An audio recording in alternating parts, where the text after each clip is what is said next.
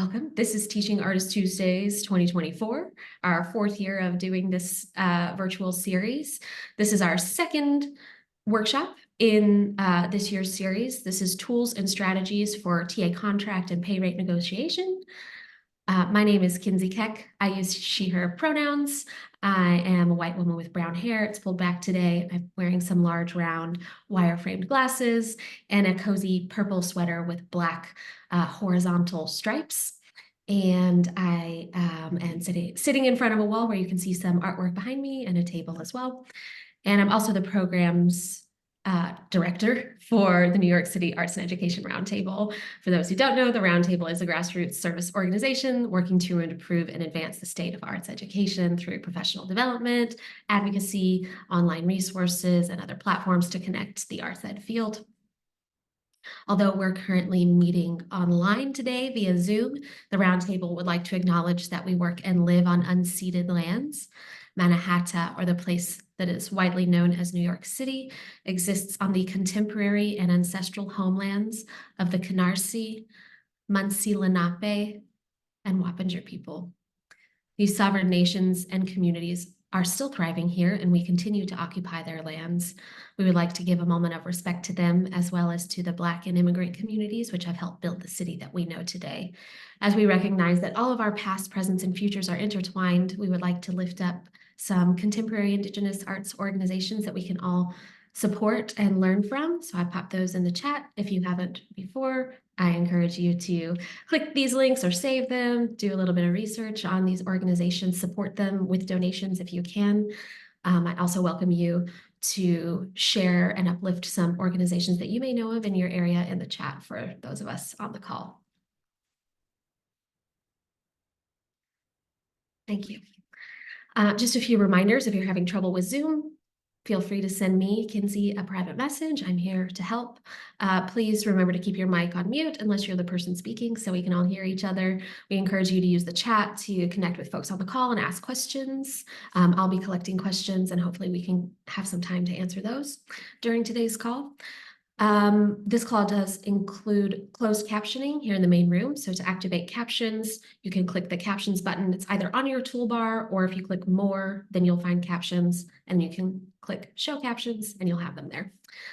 And last, this session is being recorded and will be made available to registrants after the closing of the series. So look for an email from me in the next probably 2 weeks to give a little time after next week's session. We'll send one email with tons of resources and links and all that good stuff from the series. So you'll be receiving that soon.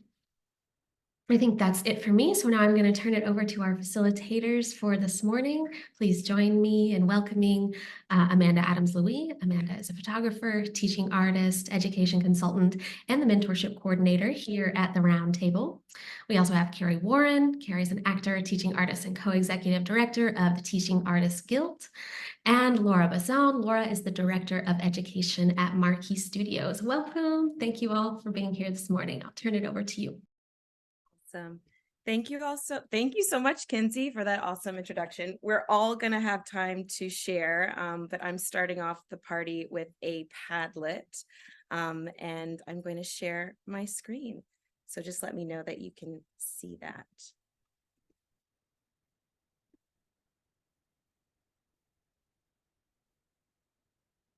So as Kinsey said, my name is Kerry Warren. My pronouns are she, her, hers. And I am the co-executive director of the Teaching Artists Guild. It's a national nonprofit that is for teaching artists by teaching artists. You might have seen the Teaching Artists Manifesto. It was created in 2015 with the National Guild for Community Arts Education Conference. And it's one of 8 grassroots initiatives designed to further the field. Our vision at the Teaching Artists Guild is that it's practitioner-led, and it raises the visibility and development of artists who teach. There are a lot of free resources on our website that I'm going to get into, and we call them our tag tools. The first one is the tag asset map, our pay rate calculator, which we'll do a deep dive into. We also have our national resource databases, our job board, our events calendar, our training programs, regional networks, professional development, our insight articles, and our conferences and listening tours. The first tool that I want to get into is our tag asset map. It's free to sign up. All you have to do is type in teachingartist.com, scroll all the way up to the top, and you'll see sign up and you can create a profile. If you work for an organization that employs teaching artists, you can also make a profile for them, that organization, for free. Or you can make an individual profile. This is an example of mine.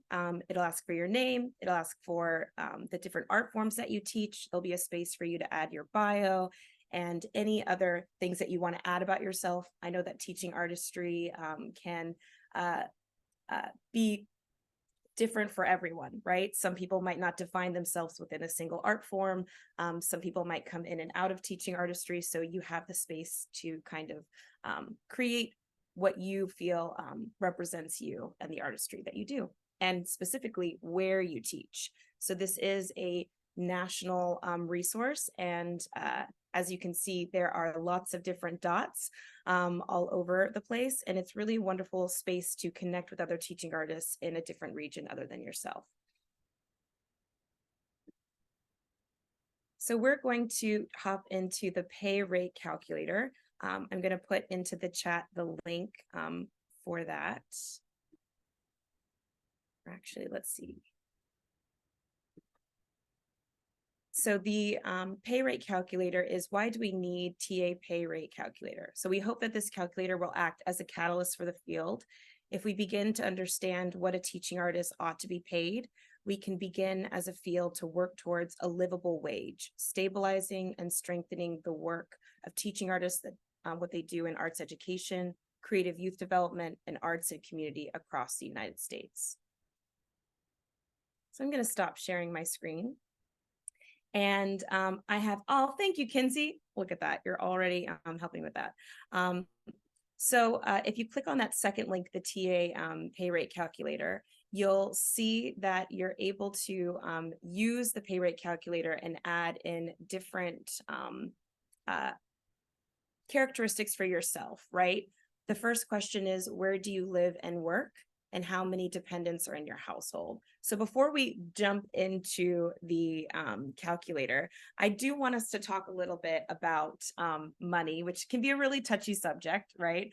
I am not a financial advisor, so all of my thoughts are my own opinions, so don't take what I say and use it, but this is advice that I like to use and go by, being a teaching artist that's based in New York City, and knowing that the way I do my taxes is very different than the way my parents did their taxes. My dad had one job.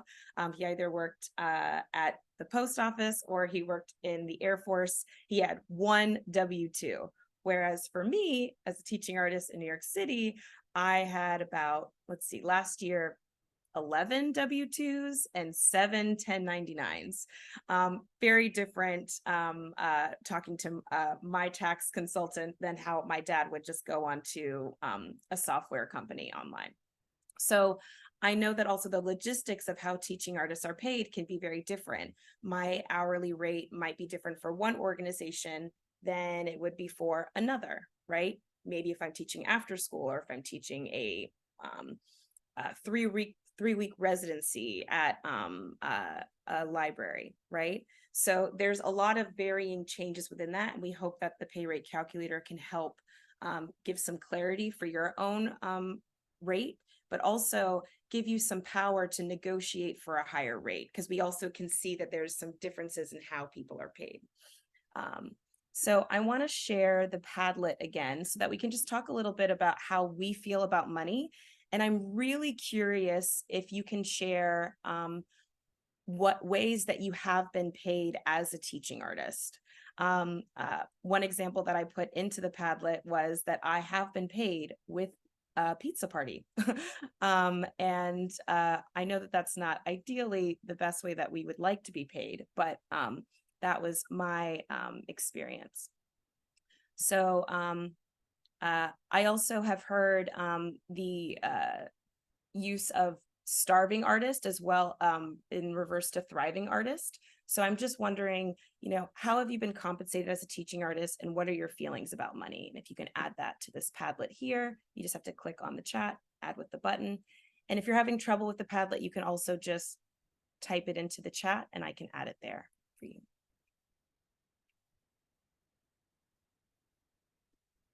You can also feel free to come off mute if that's easier for you. Yeah, I would like, can I talk? Yes, please. Hi, my name is Irene.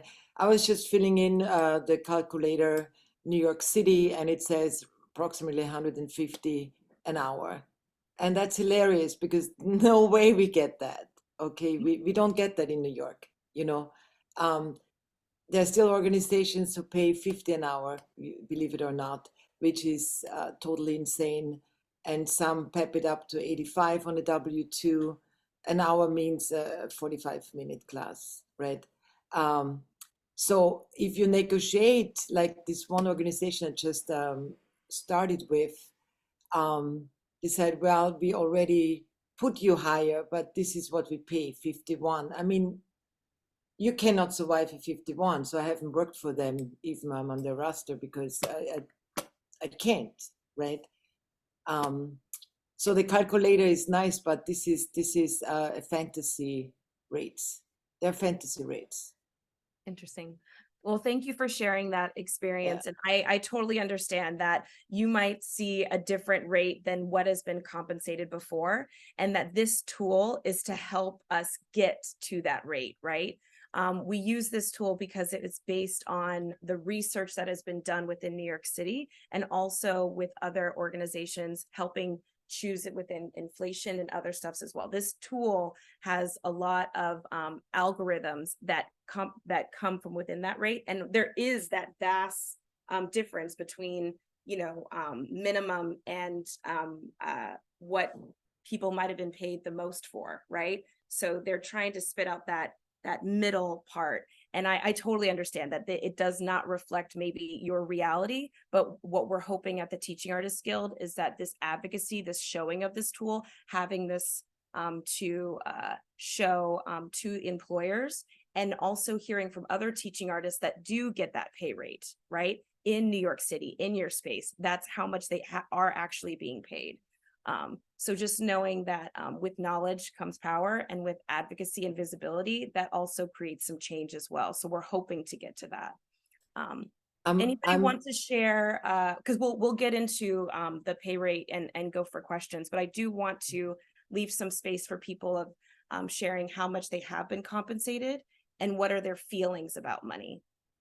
But we'll definitely get into the pay rate calculator and how much people have been paid. But I do want to leave some space for just even feelings about money as well when it comes to being a teaching artist or a freelancer.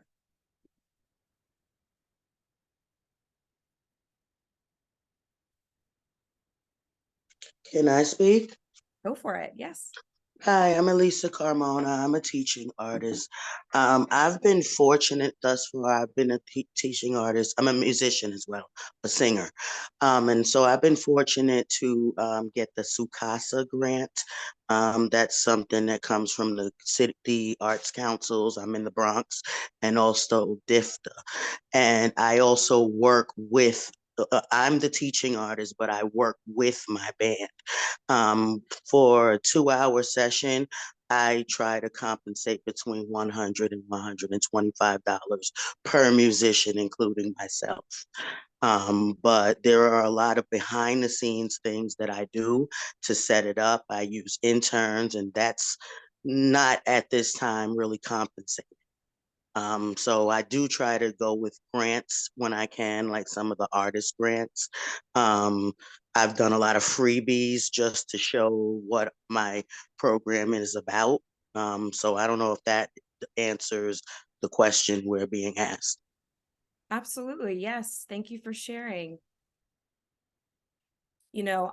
What I've also noticed is that sometimes different art forms, organizations might pay differently, right? They might have a materials budget for a visual artist, but not for a theater artist or a dance teaching artist.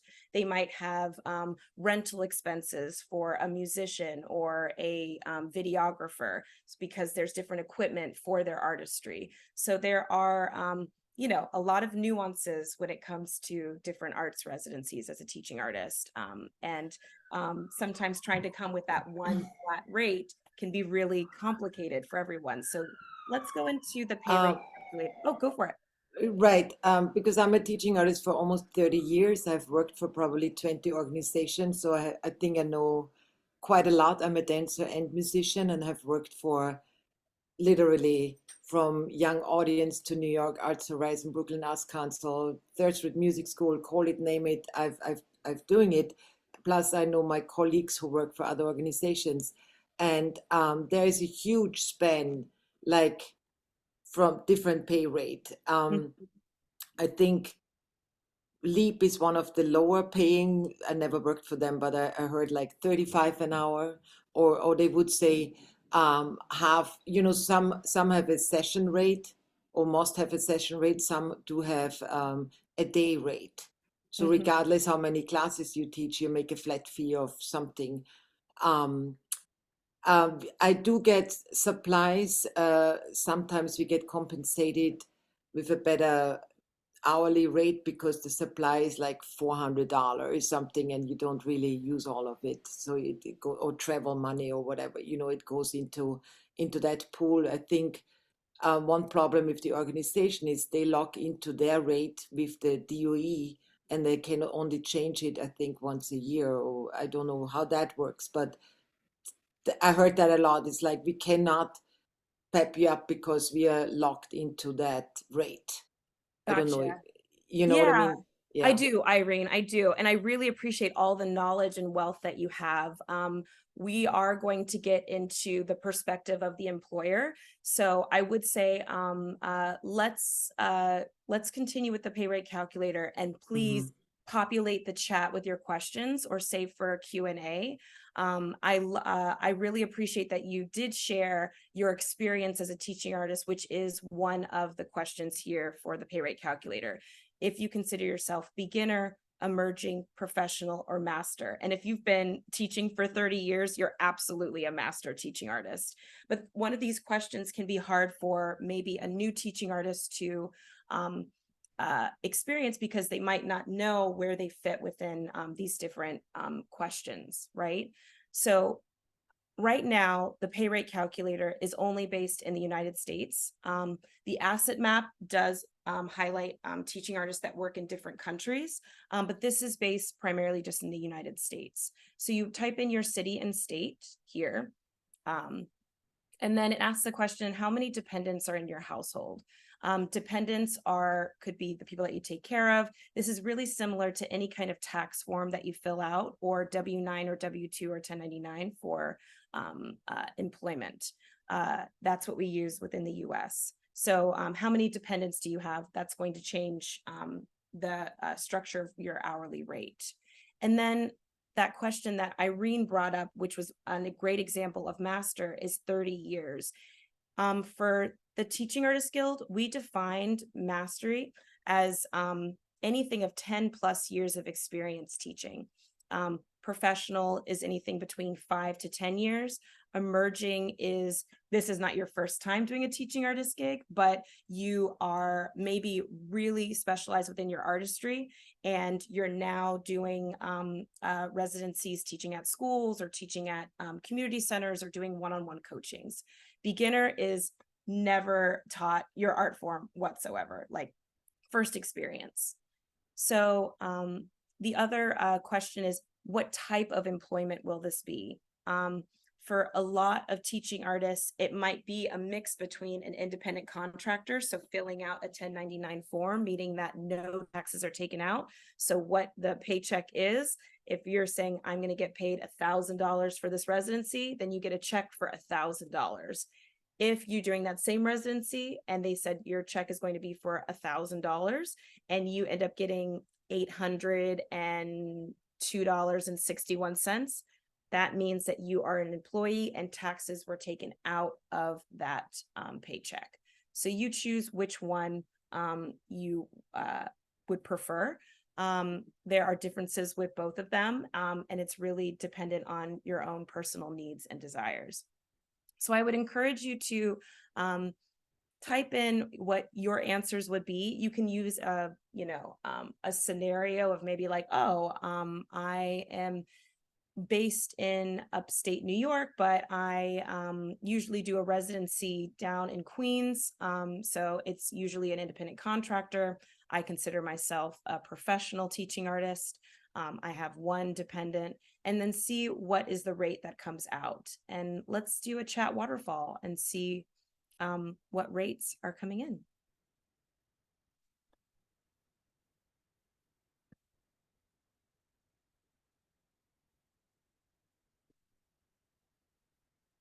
And I can put back in the chat, all you have to do is plug in your answers. You can use a imaginary scenario or a real scenario from your own experience.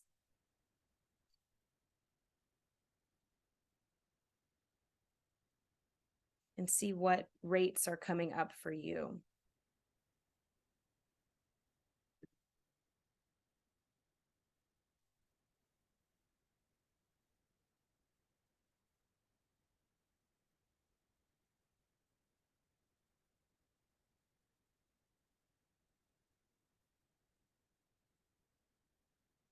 I know that takes some time to answer that question. You might be toggling back and forth from the Zoom and the pay rate calculator. Thank you, Monica.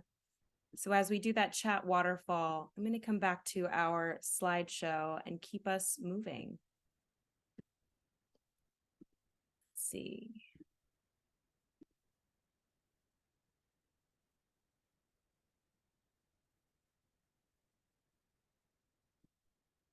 We did our Padlet. I just love this cat. I don't know if anybody has pets, but I thought that this GIF was very fun. And thank you for adding to the Padlet as well. That will be up too for us to use. And just to refresh, where have you been hired as a teaching artist? What type of employment this could be? And even what are some job benefits that you've had as an employee? So if you are a W-2, you might get health insurance, you might get retirement, you might get family sick pay and leave. And then how long have you been practicing your art? The last thing that I want to share before we move on to Amanda is there are a lot of different job boards available if you are seeking work as a teaching artist. One is the Teaching Artists Guild. Of course, the New York City Education Arts and Roundtable has a job board. NYFA, if you are based in New York, has a job board, and Playbill, funnily, has a job board as well. And they often put teaching artists positions up there too. The National Guild is a national job resource database. So if you are not based in New York, there are national job postings there. And then Words of Mouth is a free newsletter that has grants, job listings as well. So you will get access to all of those links if you are interested in looking for work and using those job boards.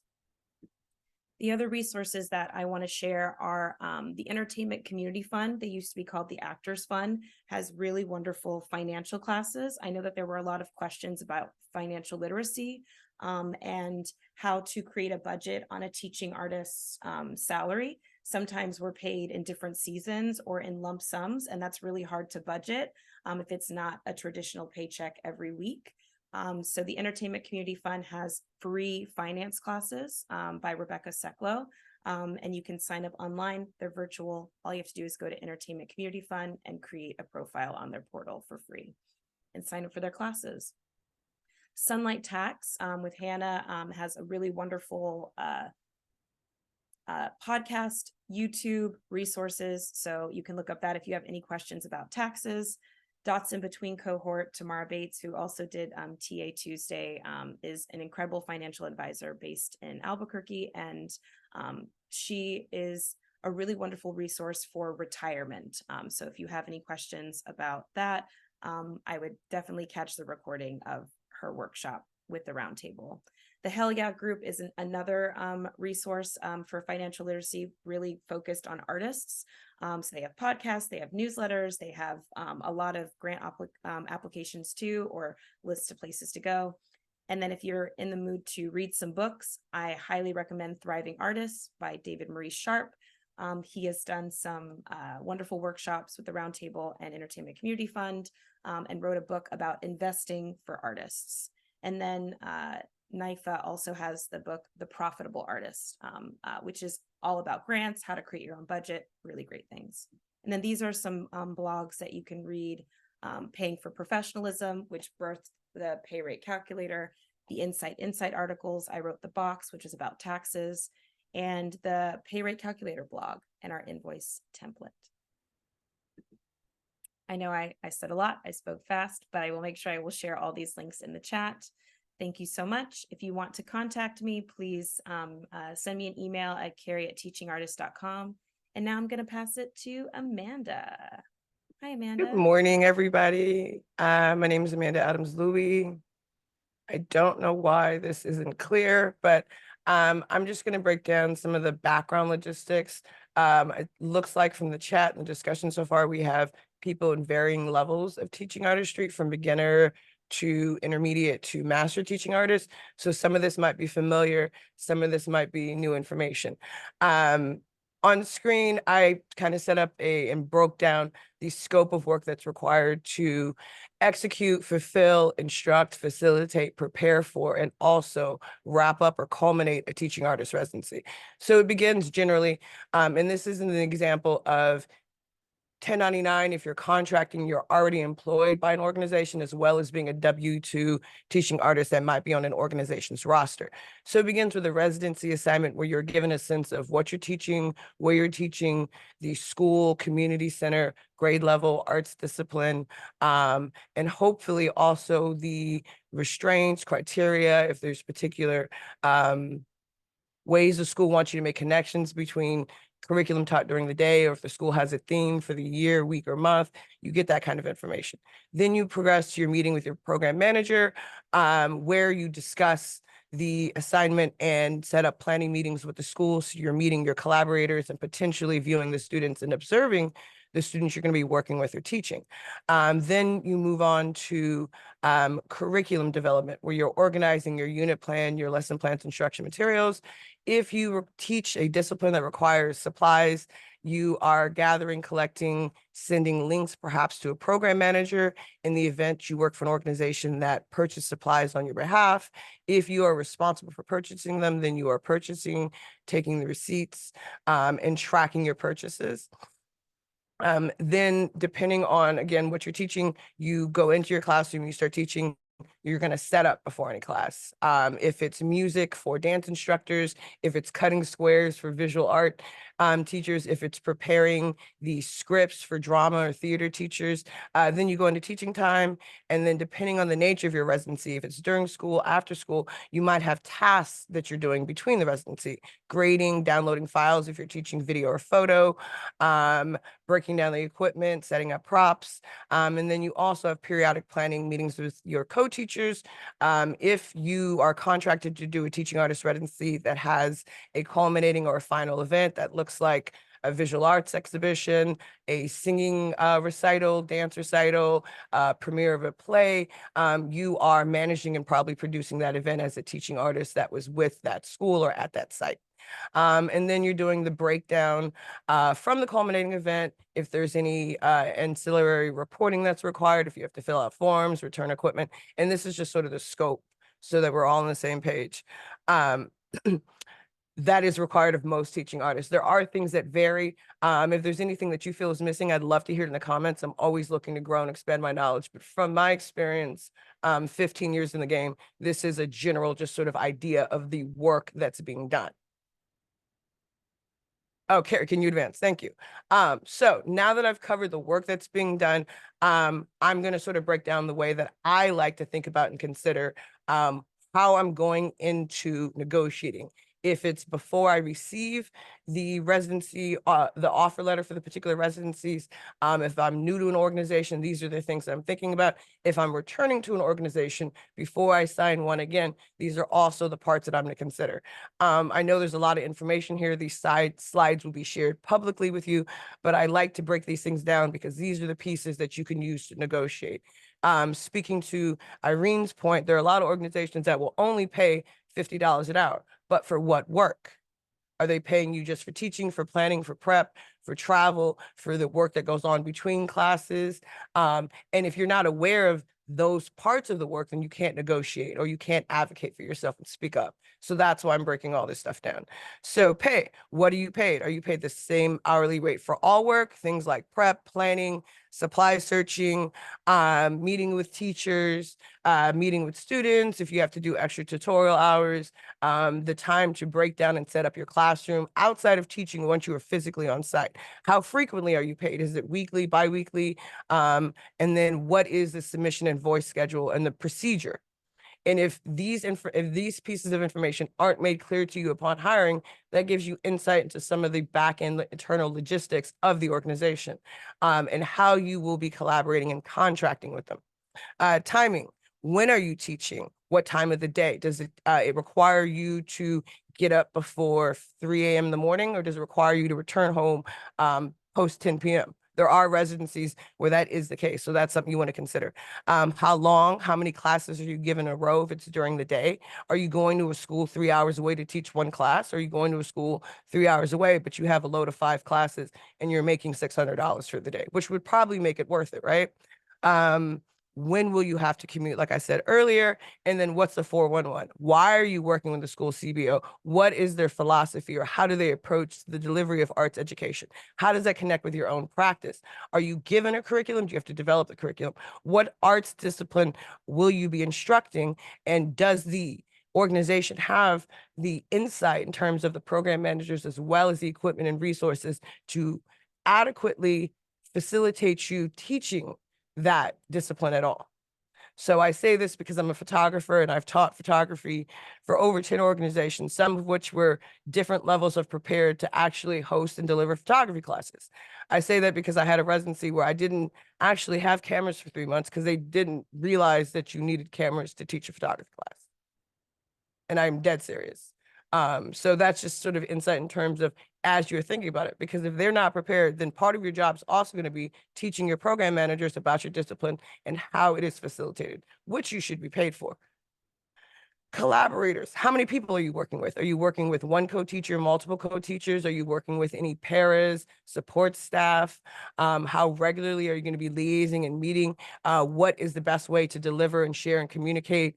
How many students are you teaching? What's the grade size? What's the level? What are the nature of the students? Is it a class that they are choosing to be in? Is it a mandated class? If it's an after school program, do they sign up for it, or they put into the program because they go to a school that mandates they attend after school? This generally tends to happen in charter schools. So you think it's something the kids would want to be there because it's supposed to sound fun, but they're like, no, we have to be here. That's going to be a different teaching approach and a different workload than if kids are willing and sign up for a class. That's basic human nature too, right? And then logistics. So how do you successfully prepare to teach a lesson and close out the class and the subject and the discipline? One class. How long does it take you, for example, if you are teaching for, somebody said they're involved in singing and music. If you're teaching a basic vocal class to a group of people that have never learned it before, how long does that take you? If it requires that you pull different sheet music to prepare, if you have to teach them how to read music. I took clarinet and was in choir a long time ago, so I'm going off my memory. Sorry if I get these things wrong. I'm just trying to make this applicable to as many disciplines as possible because I'm a visual artist and I work with media, but I love all forms of arts, and I did theater and singing and drama in school. So I'm just kind of going off my memories of being a student, also pairing that with my knowledge as an educator. So excuse me if I get some of the prep around music, singing, and drama incorrect. Next slide, please. Consider this part too. Location, location, location. Where are you teaching? What part of the city? How accessible is it to get there? Do you have to take a bus and then walk? Do you have to take a bus? Do you have to take a train and then you can walk to the school? Do you have to take a train, get off the train, take a bus, then maybe walk for another 15 minutes? Will it take you 90 minutes from your door to the school to reach or to commute to the site? If it's over 90 minutes, generally the operating practice is to negotiate, or the organization, if they are responsible, will already have that planned out and offer you a travel stipend for that commute. But it is, in some cases, some program managers may not be aware of it or might have a caseload that's so high that it prevents them from checking the distance, or they may not even know where you live. So that might be something that you have to advocate for. I've personally had examples where I realized like, oh, that's a 2-hour ride. Let me see if I can get a travel stipend. And I've been granted a travel stipend, or I've had cases where I pointed that out and I was not granted a travel stipend, but they gave me an extra hour on teaching. Either way, I got paid more to be there. So some organizations are able to do that, some aren't. And it's also about how you negotiate and how you explain your case. Particularly, I've been particularly successful in negotiating travel stipends for places where it's like, not only am I going there and taking 2 hours, but I have a whole suitcase of equipment I'm taking with me on a train, on an LIR, and on a bus, for example. So wrap up, there's some grants for arts education that require that the teaching artists fill out extensive reporting. There's some that require that you make a video about it. There's some that require that you don't do anything. You want to figure out what you are responsible for at the end to culminate and totally wrap up the residency, because that also helps you get more work. If you make your program managers look good by having all of everything done so they can go to their boss and say, hey, we wrapped this up. I knocked my mic over, sorry. This is all of the final deliverables for this particular residency in this school completed by this teaching artist. You're more likely to get more work in the future, which also means more money. And you're also likely to buy goodwill with your program managers because you're making the job easy by making sure that residency is wrapped up and they're not chasing you around for miscellaneous items. So once you've worked in an organization for more than 1 year, and you've gotten to know the people, the lay of the land, and the sense and the scope of the programs that they offer, what other opportunities are available? So I remember 1 year I was particularly broke. I was like in my 3rd year of being a teaching artist, and I started working with this organization, and I realized like, oh my God, they deliver like 10 different types of programming. So they pay me, and this was in 2013, 2012. They paid me $50 an hour for a class. I got 4 in-school classes, 3 after-school classes, some family programs, and I basically made my whole living there. It became a problem later once they figured out like I had 10 different assignments and people took issue. That's a whole nother story. But it is also sometimes a side effect of having so much work with one organization. It can, in some cases, be problematic. So you want to balance that out. That's actually why I brought up the story. Does it make sense to pursue multiple opportunities with one organization and maybe offset it in another way? And this is about budgeting and financing, right? Or does it make sense to just take the class and take the work that you're assigned and not seek other work with that organization and maybe seek those opportunities elsewhere? Other examples of work is delivering professional development workshops for teachers once you've gained a level of expertise in teaching and mastery of your subject. Usually it's around integrating the arts into an academic subject, or if you have knowledge of an academic subject, you can also do that. I have a BFA in photography, but I'm really, really good at history. So I've delivered PDs on how to teach history and incorporate high quality images and video and getting students to analyze images taken during a specific period in time to further their knowledge of history, combining my knowledge of history and photography. Professional development workshops tend to pay more than teaching students, so I knew that was something I could do, and I just sort of aimed for it that way. There's also public programs for families. Usually those are after work or on Saturdays or Sundays, open house events, acting as sort of an ambassador for the organization.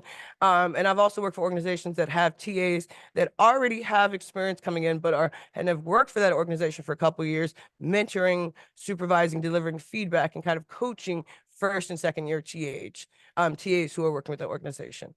And next slide. So these are things that you want to think about as you are accepting work, considering work, bargaining, advocating, and negotiating work. And the reason why it's important to think of these things is because are the things that should be, for the most part, outlined in the offer letter that you receive. If you're working under a W-2 situation, if you're working as a 1099, you want to, if the organization does not give you a contract, write up a contract outlining what you're doing, where you're teaching, how you're teaching, what you are paid for various types of work. And I did not realize that this offer letter would be as unclear as it is. Trying to figure out the best way to do. And the other one also is I took screenshots, and usually this works, but these are 2 offer letters that I've personally received. This one's from May 22nd, 2019. Actually, Kerry, can you stop sharing? I'm going to share on my own screen, and maybe that will work out better.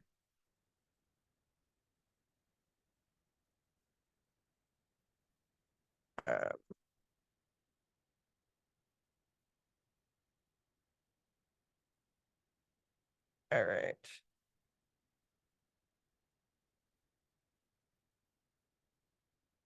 Right, this way. Can everybody see this letter? Is it more clear now? Okay, cool. So it's not full screen, but it's pretty big. So this is an offer of employment from Creative Arts Workshops. They're still an organization. They do murals and they tend to focus on the neighborhoods, Uptown Harlem, Inwood, Washington Heights. So they offered me a position teaching a photojournalism class, started on October 1st, 2012. It is at an at-will basis. New York is an at-will state. And I am required to work at the company's offices. And also at Dunleavy Millbank. This was the site that I was working at. And this tells me about my compensation. I am compensated on an hourly basis, $20 an hour. This is 2012. I was a new teaching artist. Even I knew this was low, but I needed work.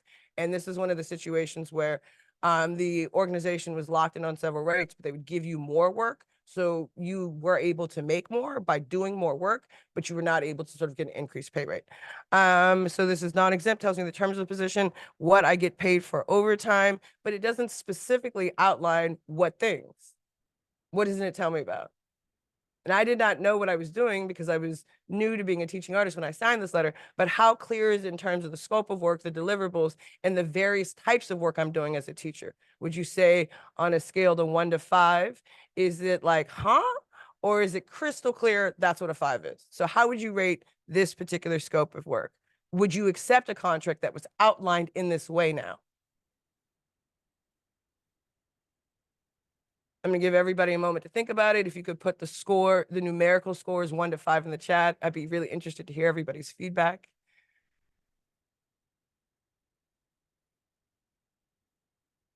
And I thought about not trying to find vague offer letters that are just online, but I chose 2 of mine from organizations that I no longer work with and that are a long time ago because I think I can better describe and it's better for me to answer your questions around things that are clear that I know have actually worked in contracts that have actually functioned as legal documents. I'm going to move on to the next one. This one's from Queens Council of the Arts. Queens Council of the Arts was the Arts Council in Queens. It closed out in 2023. And a lot of their projects and programs and grants, if you are a Queens resident and wondering where they went, like the Queens Arts Fund went to Flushing Town Hall. And then the individual grants actually are administered by NYFA now. I ran their high school to art school program, which was a college prep program for underserved high school students who were seeking to attend art, design colleges or programs within larger liberal arts universities. I ran it for about 3.5 years. And this is my offer letter for that position. You'll notice it's a little longer. It's a little bit more specific. It outlines all of the different work and the different components of the work that I'm doing in the role as a teaching artist. It outlines the fact that I'll be co-teaching. It makes clear this is a W-2, it's a part-time position. I'm paid at 55 hours a week for all types of work. So it made it very clear that whether I'm teaching, planning, meeting, setting up backdrops for my students to photograph their work for their college portfolios, whether I'm liaising with the writing instructor, whether I'm hiring models, I'm just describing various facets of the job that I actually did. I'm paid the same for all work. It enumerates about how many hours I get. It tells me the program hours down here. And it also sort of makes clear upon successful completion of the summer session, there will be an opportunity to continue teaching the fall session, which is also speaks to my earlier point about wrapping up, culminating. This was a program that was set up in 3 different sessions. It was a really, really great gig because it was an all-year gig. So I taught spring, summer, winter, fall, had 3 to 6 week breaks between each of them. I did accrue benefits. I accrued vacation time. I had PTO time off. And it started out being an hourly position, but through my advocacy, I was actually able to translate it into a salaried position through understanding the various components I described earlier about residency breakdown. So a lot of this is advocacy and understanding the business of what you do, how you do it, and making a solid case. So on a scale of 1 to 5, 1 is vague AF, 5 is so clear that you would walk into a glass window. How would you rate this offer letter? And we're going to also share these slides so you will actually be able to see and read this up close and analyze it and break it down. And I think it's important to do this sort of thing. I've done this with other teaching artist contracts that some of my elders shared with me, which is how I was able to sort of amass the knowledge that I have, but also the vocabulary and the verbiage to share it with others. And I think that is my time. So I'm going to stop screen sharing and pass it back. Awesome. Thanks, Amanda. All right. Is there any other slides that you'd like me to share? Or shall we move on to Laura? Ooh, oh, let's move on to Laura. Awesome. Can I ask a quick question? Sure. Either before or after, you can let me know. You can ask it now. Yeah. Go ahead. It's related to your W-2 work that you worked part-time or full-time with. Were you, by curiosity, ever able to, or if you're familiar with the public loan forgiveness program, were you able to use that as part of any My colleagues were, Because from what I understand, 1099s are difficult to get accepted, and the majority of teaching artist work is a 1099. I For the had public colleagues, student loans. like my program manager, I'm pretty sure did that for her, some of her loans, and some of my other colleagues in W-2 work have done that. I have made a personal decision to work 1099 a lot of times. Like most of my primary work now is actually self-employed. So I already had that conversation with the loan people, and I've sort of made my peace on being on income-based repayment, because I do not want a full-time job. Understood. That's a Thank you personal for that. choice. Yeah. But it is a possibility, and we did provide direct service to underserved groups and minorities, which is one of the criteria. And we were able to, I know somebody was able to advocate to have them tally up her part-time work and add it up to give her full-time equivalency, because it's usually based on full-time work. That's right. Thank you for that. That's so helpful. Thank you for asking that. Hi, everyone. My name is Laura. I use she, her pronouns, and I'm the director, as Kinsey said, the director of education at Marquee Studios. So I'm just representing a bit of the other side of the organization side, but also I've been I still teach. I'm a teaching artist here and there, but I've been a teaching artist for about 12 years, so have been on this other side too. And I think that this is really important to continue talking about. And knowledge is power. So I wanted to just share a bit about what I learned and didn't know when I switched over to the admin side, about how TAs are paid. So I'm going to share some more slides. They're not as fancy as the others, but some information. So just to begin with, at Marquee Studios, this is just a quick projection of like knowing at Marquee Studios, we very much are, we have about 80 teaching artists. We have a really big roster, and we have 13 people in the administration side. So we're all as a team really, and our executive director does a really good job at being transparent. And that's the biggest thing. I think that it's really important to find a place that's willing to be transparent when you ask questions, as long as they're, as Amanda said, like informed and you're doing your research and asking really specific questions. But I think we should be asking questions and be getting answers when we are asking, when we're doing our work, our homework. So for instance, we have we have a biannual full roster staff TA professional development days. And we always share like, where's our budget? How are we projected for this year? How are we divvying up what's our income and how that's all working? So this is just a quick example of what was shared last year from our executive director. You can see how everything is, all the expenses that we had and that the majority, 71%, is spent on teaching artists pay. So just to think about asking your organization what is the percentage that you pay, like that is put onto teaching artists, because I think looking at a budget and knowing, not that you have to see the entire budget, but understanding where they're putting their worth is really important. So when I started at Marquee Studios, I learned a lot about MTAX, and I'm not sure if anyone's heard about MTAX. It's a whole thing. So when you are an arts organization, you are a contracted vendor. If you have an MTAC, which is a multiple task award contract, that means that you are a contracted vendor and you can work with the Department of Education, Board of Ed in New York City schools.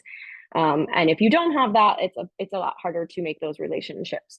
So in order for the DOE to work with us, we have to have this contract. And then by having that contract, now schools are able to, have greater choice and flexibility in who they want to work with to bring in the organizations for various gaps that they have in the educational system, especially, as we all know, the arts, right? So this helps them be able to partner with organizations like Marquee Studios through an MTAC contract. The MTech contract that we have with them is a lot of organizations have it, and it's good for 5 years. So you get it, you negotiate in your contract. It says what you're paying your TAs, what you're paying your staff, what all of the income is going, how you're designating various things. And then that is basically good for 5 years. And then you have to re-up it and renegotiate after 5 years. So I'm going to give you the case by case of how Marquis' timeline went in a moment, but it's a lengthy process and it takes a lot of time to be approved. So we had it for 5 years and then about to renew it, but during COVID, because everything that went on, they froze contracts for, I believe, 3 years. So there was no movement that could happen in those 3 years of negotiation if you were up for that, which was hard for TAs because we couldn't ask for more.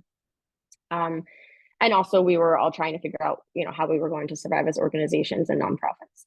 So just important to know that if your organization if you have an MTech, if your organization has an MTech, there's a system in place that we don't always have a say in how it works, right? So understanding the system is really important and just asking questions. So the art organization is basically like the middle person between the Board of Ed and the TAs, and they're negotiating the contract back and forth. When your MTech's up for renewal, that's when you can negotiate. So it's like, here's the amount here's how we're putting the whole picture together. This is the amount that we want to pay our TAs. And then the Board of Ed will come back and say, no, how about this much? And then we'll say, no, how about this much? And it goes back and forth and back and forth. And then it takes a while for the approval to happen. And you can only do that at certain times in the renewal years. So that's just information to know about when, that it's not just like, we can do that whenever we want. Okay, go to the next slide. So just for an example from Marquis, this is how it went with us.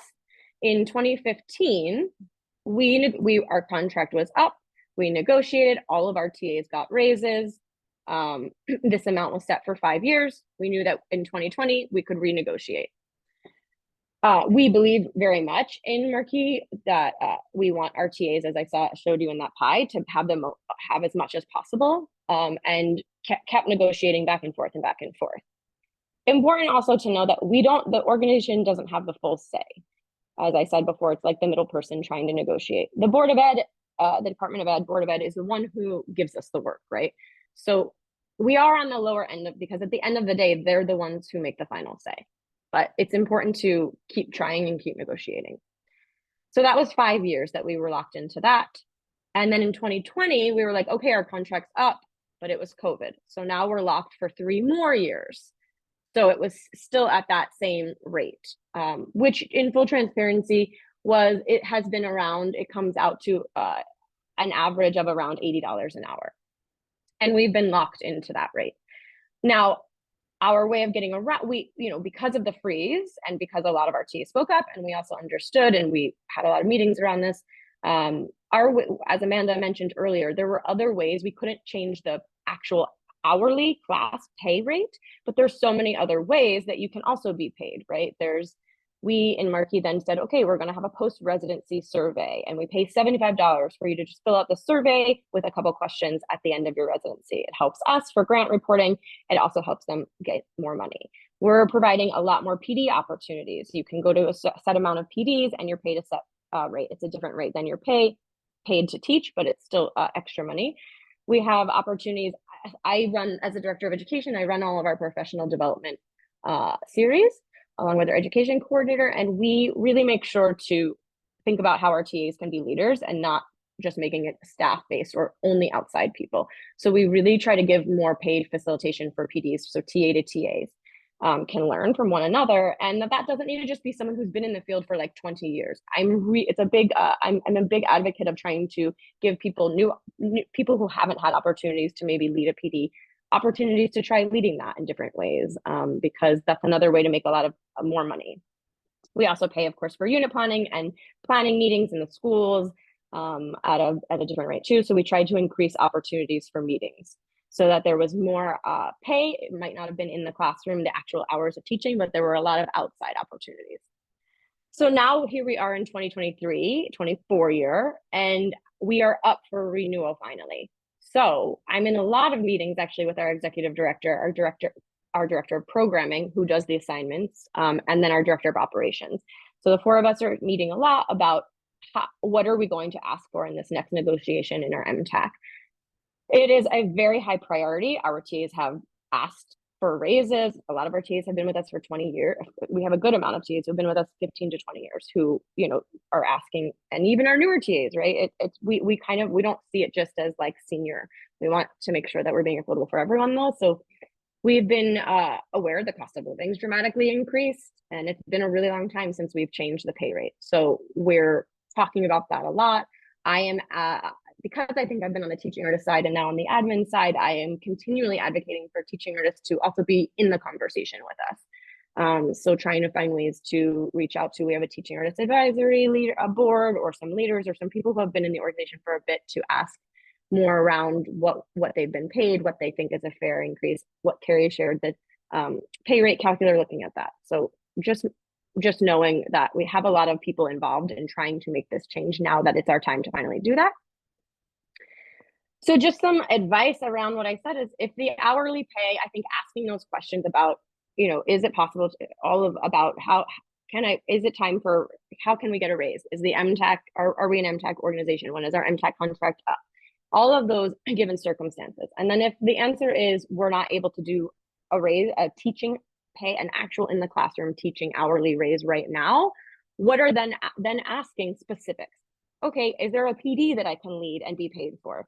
Can you increase, there's some PDs that I would like to go deep in my training. Can that be paid time? How about, what is my lesson planning? I'm even going deeper and doing more with my lesson planning, asking for more pay for that. I would really like to go observe the classes and have a planning meeting, if you don't do that already with your organization, advocating for that, because it's making your work better. It's making them look better in the school, and that you should be paid for that as well. Post-residency surveys and debriefs, everyone wins by learning more about what went down, and that if you're not already paid for that, or you're paid only a little bit for that, advocating for that pay. Of course, a prep stipend. Some organizations put their prep into the hourly. Like if you're paid at a good rate, we're kind of like, oh, well, that's part of covering your prep. But if that's not sufficient, you can always advocate for, I'm putting in a lot more prep for this because it's filmmaking and I'm doing a lot of outside editing and I'm gathering the cameras and I'm researching. This has been a lot. If you don't tell your administration that, because TAs can be so siloed, if you're not speaking up for that, no one will know. So it's always worth speaking up. In a kind, it's how you speak up, but it's always worth it, I think, to just like be transparent back and forth about what you're doing with your team as well. And then of course, long distance travel pay, which I think we'll get into a little bit, but finding out how your organization calculates a travel stipend. If you get that in Marquis, for instance, we give $6 just to cover the subway right now. If it's not, we calculate the distance from the office, which is in Dumbo. So that's not always great though, right? So if you're living, you know, if you're living far away from the office and the office is like, oh, it's only 20 minutes from the office, so we don't think that's a distance school. We have a very clear policy and keep telling our TAs, like, just tell our director of programming, this is an hour-and-a-half commute. It's really long. I want to continue at the school, but it's taking up a lot of time. Or it's like 5 buses to get there or something like that. Then we have a travel stipend. We almost always will give it to a TA. They just have to ask for it. Because we don't always know how far someone is traveling. And that travel, we give an extra 20, so you can get $26 then extra to get through. So again, I just my big thing is transparency on both sides is key. Ask questions of your organization to learn about the timeline of when raises were last given.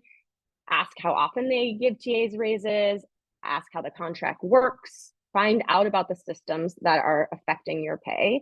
It's really important. And I think it's better to lead. I think it's more helpful to lead with more knowledge than just saying like, why don't we have any raises? Why haven't you given us a raise? As opposed to asking specific questions around the situation.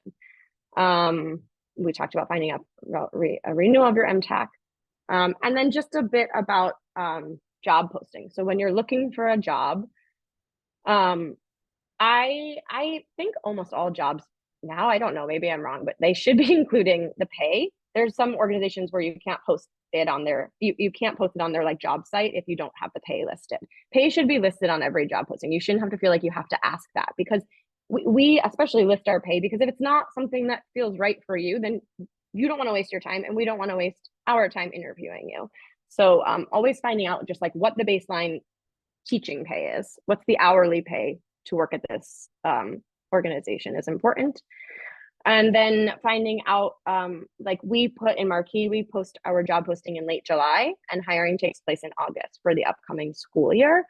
We say on our website, it's a rolling basis. Like you can submit your resume whenever you want, which is totally welcome. We keep it and look back at it, but it's really, it can get lost, just to be transparent about that. It can get lost, really knowing when that job, we posted on all of like what Kerry shared, we posted a lot with Roundtable and Indeed and Idealist and a lot of various art places. So, but I really would say knowing when are you hiring, even just emailing the organization you might be interested in saying, when are you hiring? When is the best time for me to submit my materials to you? And then just knowing that, planning ahead, like TA work begins in late September for us at least, and it goes until early June or mid-June.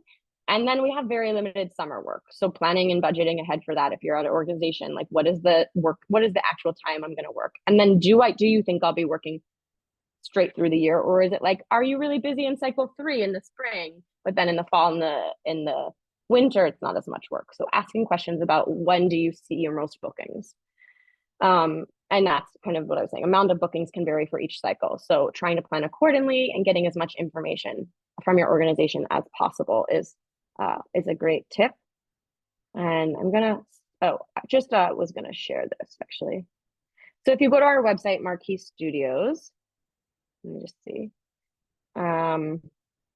And you go down, you can see it says like teaching artists, you'll go to get involved, and then it will explain the duties and responsibilities of teaching artist all the way down. This was from last year. And then it says paid travel and a bonus for teaching at distant schools located within 5 boroughs, salary range, additional administrative fees will be applied to each residency with the range of what that will be. Each residency that you have would be paid extra in that range. And then you can email your cover letter.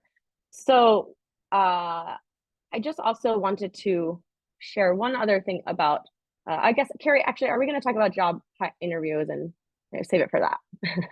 We can save it for that. So I love that you shared a job posting. And before we go on our break, I did want to just share a little bit of like what it looks like if we're going to look for work and we go to one of these job boards, what we're looking for. At the Teaching Artists Guild, there are a lot of different postings, and they'll usually have a title, they'll have a summary. And again, it's looking to make sure, is compensation there, right? Is it clear? And thinking back to Amanda's offer letter, like what is coherent? Is it clear? Is it like super clear glass, right? Like, and what questions could I ask? So here are the benefits here. It's within the salary range of 50. So this is a salary, a 12-month. So how would you divide that between your week and your hourly to get that rate? The other benefits that are offered here. Now, once you have this job posting, you might still have some questions like, how can I find out more about this organization or what it's like to work there, right? Because pay is very personal, and why you choose to do work is very personal decision for yourself.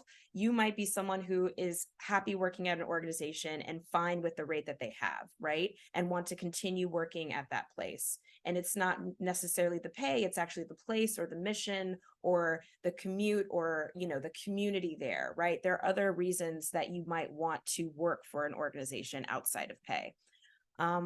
What I would encourage you is to click through to see if that job is still listed, because sometimes they're outdated. So when you click for apply the job, it'll go to sometimes different websites for recruiting. You might see like ADP, it might be listed on LinkedIn where you have to create a profile and then submit that way. So see, how can you submit for the job? What is required there?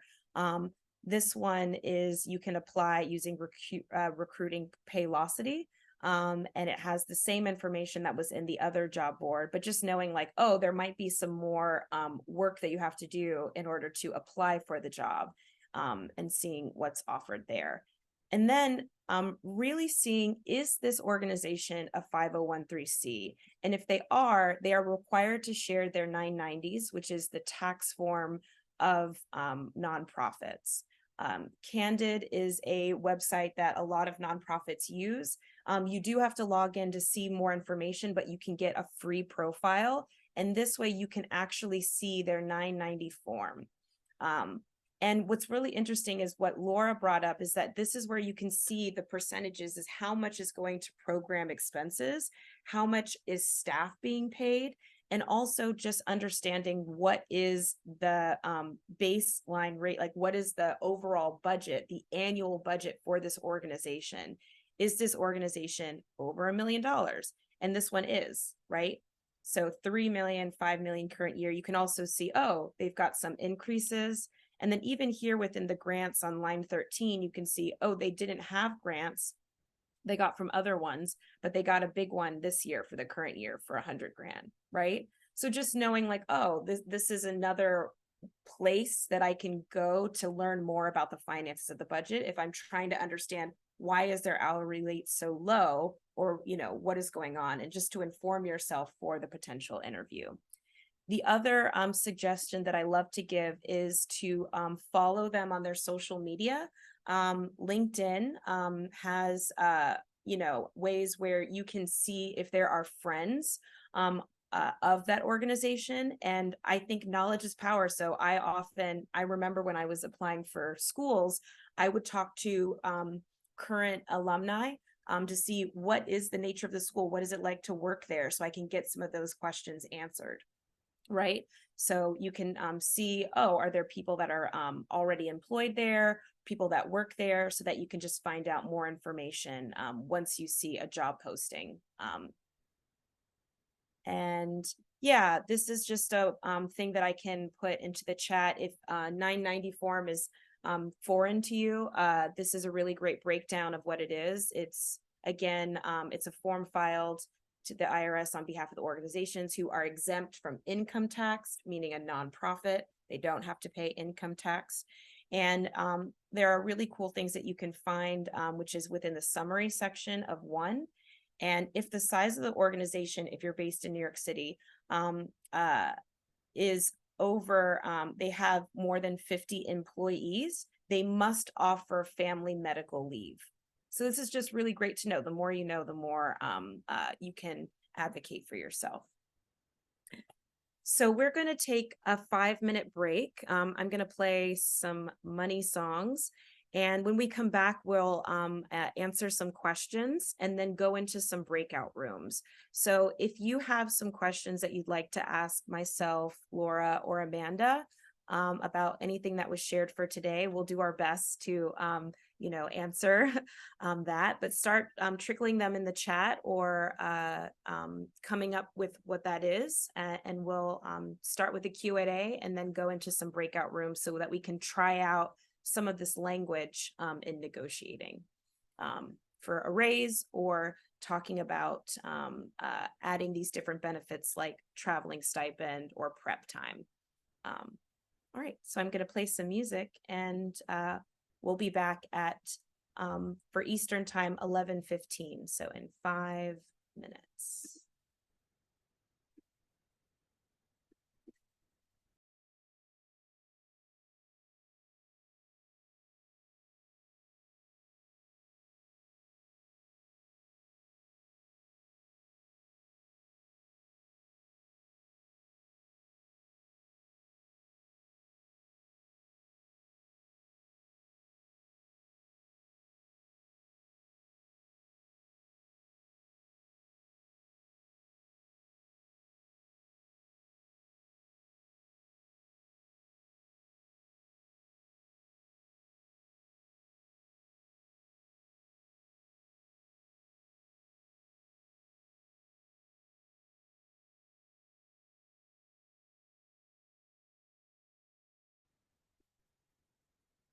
All right, gonna make our way back.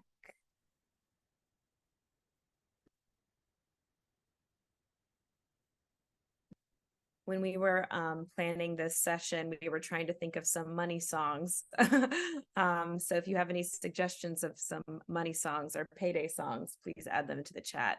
I think that would be a really cool playlist. I'm going to invite Laura and Amanda to join me for some Q&As. And Laura, maybe we can start off by talking a little bit about the negotiation that you wanted to share. Once you're in an interview, for example, with Marquis, what that would look like, and what are some appropriate questions to ask when it comes to pay? Yeah. So for our interviews, which I said we do in August, usually it's myself and our director of programming together. And when we call people in, we expect that they will have at least read the job posting thoroughly, which, as we both talked, Amanda showed examples of what all the, different, how specific you can be and how not specific you can be, as well as Kerry did. And so we expect that you really look through, because I feel ours is pretty, it's like maybe from a 0 to a 5, maybe like a 4. So I think really looking through what is the pay, and then what are the questions that you have. And then when we bring in a group of TAs, usually we'll have like 10 to 15 TAs together in a group interview. And the first thing that we do is take about half an hour to really go through every step of what we pay. So we talk about the hourly, we talk about how that's broken down. Our director of program talks about how people are assigned residencies, how distance is calculated. And then we have like examples, and we show exactly how everything is paid, from like the first step of having a planning meeting with a school, what you're paid. When you go into the school for your day-to-day, what you're paid. When you how much you're getting paid, what we expect from how many you should attend a professional development twice a year, what you're getting paid for that. You should attend our big biannual, what you're getting paid for the biannual meetings. Other opportunities, like how you can be a facilitator for PDs, what we expect at the end of the residency, how much we expect for you to write in your unit plan, and what you'll get paid. So we write all of that out, and we go through it like on a smart board for all of our prospective candidates. And that takes a while. It's a lot of talking, but I think it's really important before you even do a demo lesson to know. And that's really, I've gone on many interviews where I'm like, okay, I guess I'll get the job and then I'll find out, or I'll try to get the job and then maybe I'll find out. And then it's like, oh, actually you're driving 3 hours and you're not getting paid for any of that time. It's like, well, that was a waste of everyone's time if that's not what you want to do.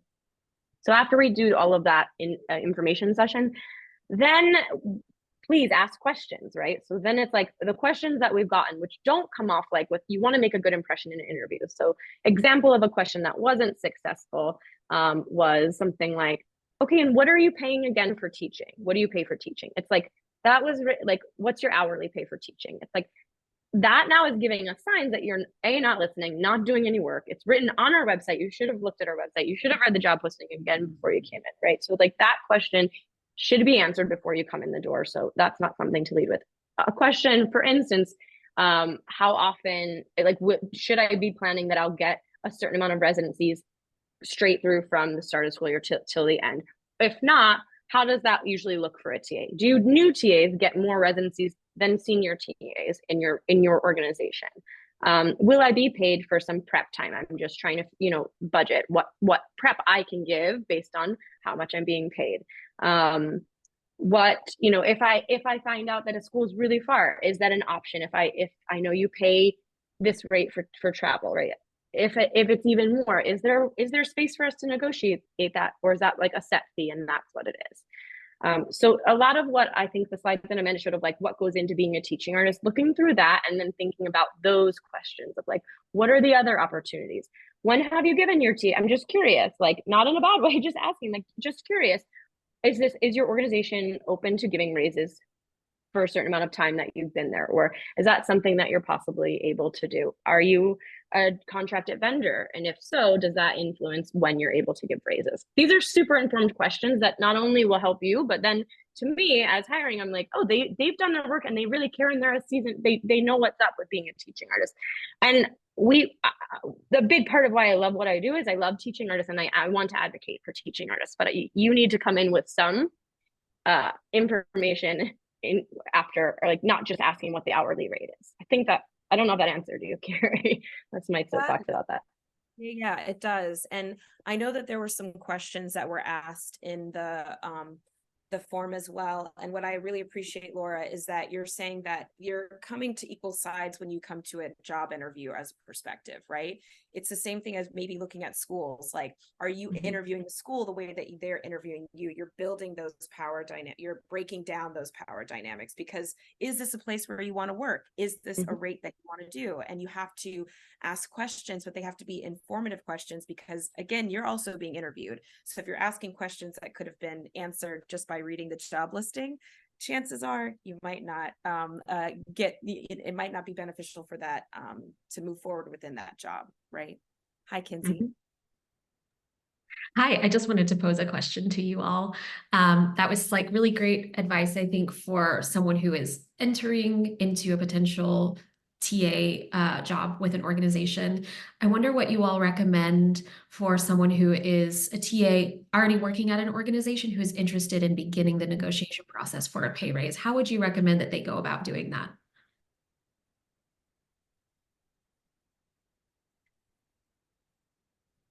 Go ahead, Kerry. I think hearing from the TA perspective, and then we can, were you going to say something? Oh. No. I might need to hear the question again in a different way. Go for it. Would you like me to rephrase the question? Yeah, so I'm curious if I'm a TA and I'm already working at an organization, I've been there for maybe a couple of years, and my pay rate has stayed the same, and I want to reach out to someone at my organization to start a conversation about getting a raise. How would you recommend, like, what are my first steps? How would you recommend I go about doing that? I'll just give my impulse answer, and then I'm curious from the TA side. But I think the first thing is coming with sharing how long you've worked at this organization and how much you have brought to it, and what you've done, and the time that you've spent in your classes, and how you've created relationships, and how you've come in really prepared, and you've been reliable, and this is what you've done, showing up with like, this is what I've done.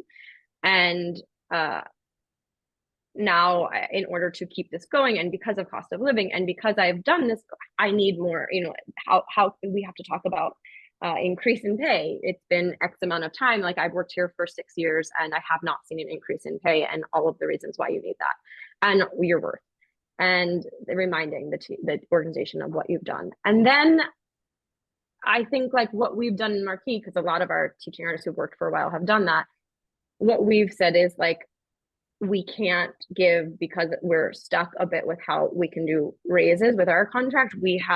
I have like had one-on-one conversations with certain TAs who I feel like, yeah, you are a staple in our work. You've done a lot for us. And so I have been making sure to, like, giving them opportunities to lead some more PDs, having them be a leader in the field in certain ways that they can be compensated for, and then bringing them into this conversation now, because right now is a time where we can give, we're going to increase our raises, our pay.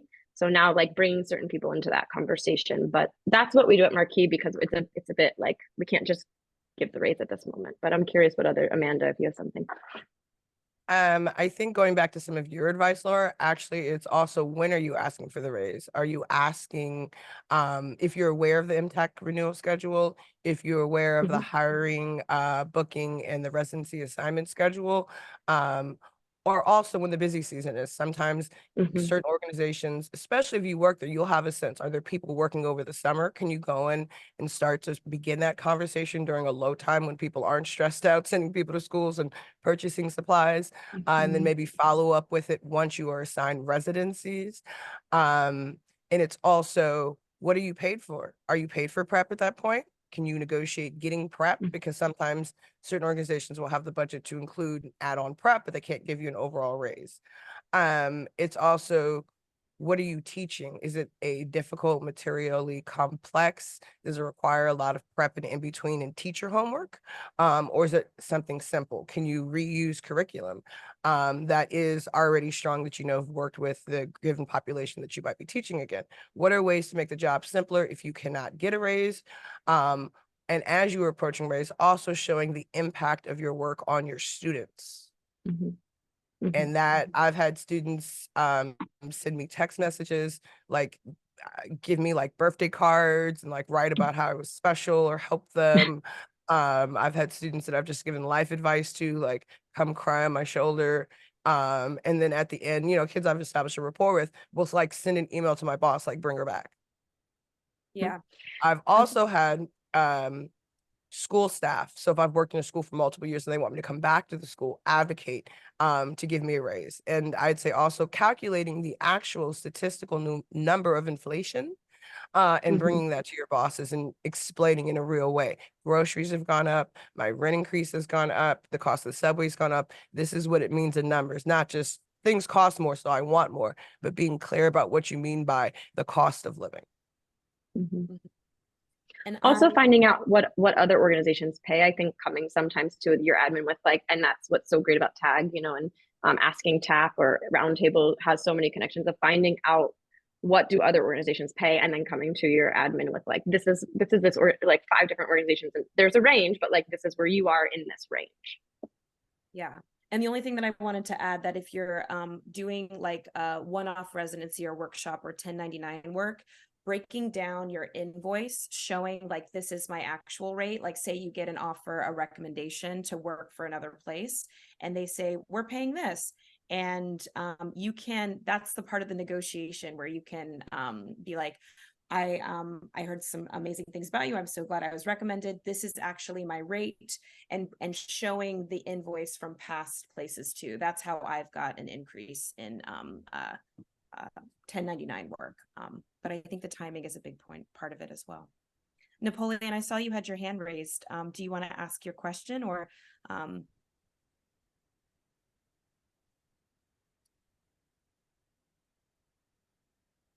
if there's anyone else that has a question? Sorry, I couldn't get the mic to work correctly. A couple of things. To be honest with you, I wasn't going to come to the meeting today, but school was closed, so I didn't have my after school program. So, so therefore, that was a good thing. Just a brief thing. Thank Kenzie and Laura and Amanda and Kerry for all your information, because yeah, I am a master teaching artist. I've been this for a while. In fact, I knew when Marquis got started, when he was alive, we were all teaching artists out there trying to hustle and get work.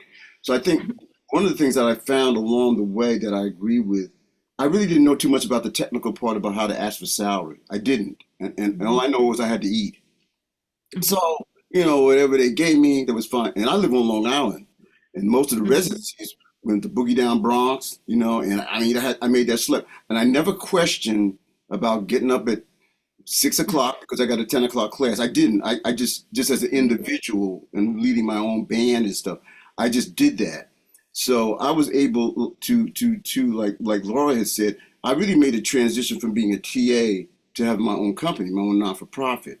And at that point, I got to find out, about the MTAC and stuff. We never, still today, the MTAC really turned me off a little bit when Bloomberg started. This is a side art. And I said, well, I'm out of here, because I'm not going to go into a field where they can say, well, they can outbid you, so they got the work. And you do a ton of work, a ton of paperwork. So I think for a young TA, I think it's really rough coming in. I'm glad TAG is here, because we never had that before, where we can come together and talk about, as teaching artists, how do we make a living? And we love to do our art. And I think the first thing was I had to love my art, and I really wanted to do my art, number one. Number two, along the way, I would find out what I need to know about business, the business of music, how to make this thing work, how could I actually make a living from it? And that's a tough part. So I think if you want to make a living in the music industry, you might have to make some compromises. But along the way, attending meetings like this and learning, as Amanda said, I never knew all that tech stuff about, I got to fill out this, I got to do this, I should do that. And because I wasn't, to be honest, I wasn't into marketing. So that was something else that I had to learn. So I think as a TA here today, it's what you're talking about is really marketing. How do you market your talent and your worth so that you can say, I'm worth $100 an hour versus $35 an hour? And there were some companies that paid that, and I personally, no, I can't do that. I knew that they were making enough money, they could pay for more. They were in the business a long time. But in any case, I think that what I heard today, the best thing for a TA, whether it be a master, is to learn more about your craft, number one, And then the hardest part was trying to navigate the business of the music, you know, going to those fairs. What does the school want? How much money do they have? When I got the little contracts, how much can I pay my side and or my TAs to work for me at a certain amount of money? And to make it real simple, like you were saying earlier, I'd rather go for the 1099s. If I have to fill out taxes and stuff, I'm not like Marquis or Lincoln Center. I don't have that staff. I don't. So Right. therefore, we had to go 1099s, and I found that easier to navigate, easier to pay my musicians, et cetera, than to go through the other way where I got to fill out taxes and stuff. And the government started pulling that where they said, well, we want to just do away with 1099s. And I said, oh no, you can't do that because a lot of us will be put out of work. So I'm just saying, I think the professionalism or the music, the business of the music is what I think a lot of the TAs really need to know first, because you won't survive unless you sort of know about the business end. But first of all, you should love what you're doing and realize you get paid. You will get paid.